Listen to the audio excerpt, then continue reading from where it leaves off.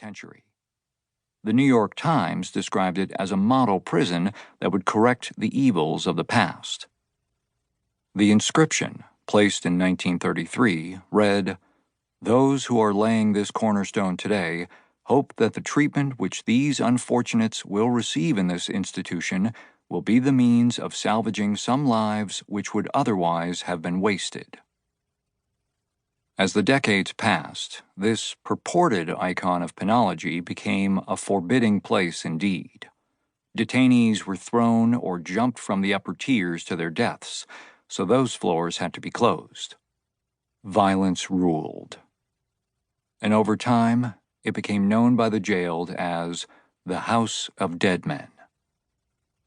But the city stuck with Rikers as the place to leave the people society had deemed worthy of incarceration, the vast majority poor and of color. It was out of sight, hard for visitors to reach, closed, and foreboding. For some of the hundreds of thousands of souls who have made the passage over the past 5 decades, a trip to Rikers may be the first time they will sleep somewhere away from home. For others, it's their only chance for a bed and a warm meal.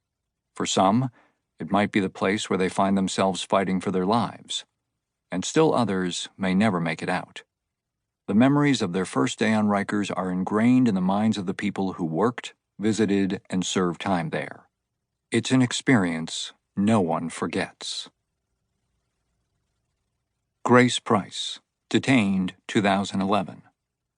They literally arraigned me at midnight. It was me and 3 other people on the bus to Rikers.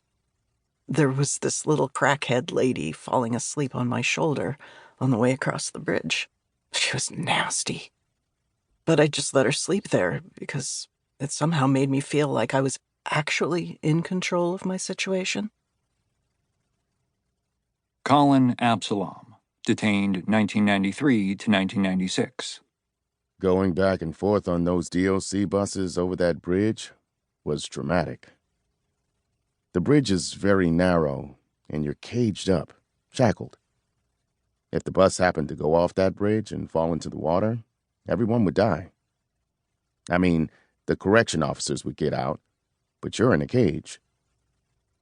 They would have to open the cage and get the shackles off.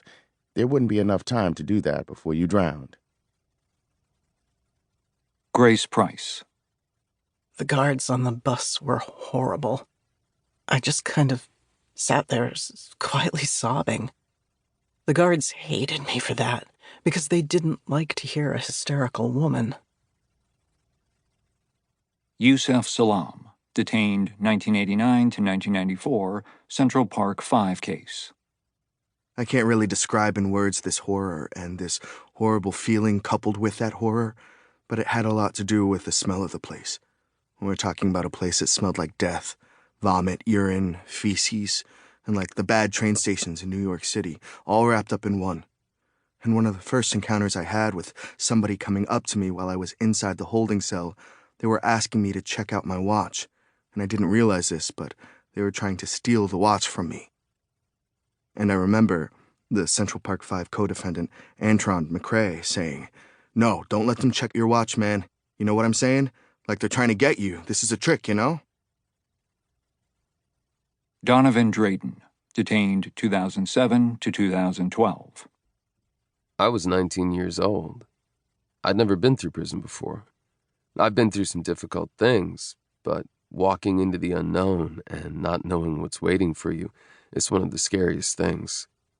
And once you actually get inside and see how it's running and operating, the environment and all the chaos, you're just like, wow, this is a whole nother world.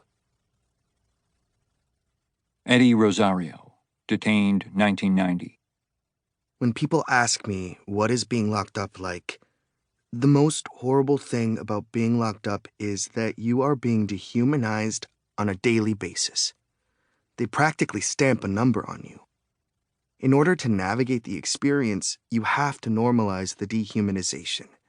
You have to buy into it in order to survive.